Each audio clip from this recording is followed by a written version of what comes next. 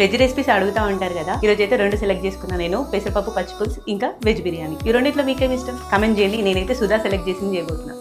సుధా, నా లైఫ్ లో నున్న ఆ ప్రేమ పేజీ తీనా, పేజీలో రాసున్న అందాల ఆ పేరు మీనా, ట్రైనర్ గా నేనుంటే ట్రైనీగా వచ్చిందా కూనా, వస్తూనే వెలుగేదో నింపింది ఆ కళ్ళలో నా, చిత్రంగా ఆ రూపం చూపుల్లో చిక్కిందే, మత్తిచ్చే ఓ ధూపం ఊపిరిలో చల్లిందే,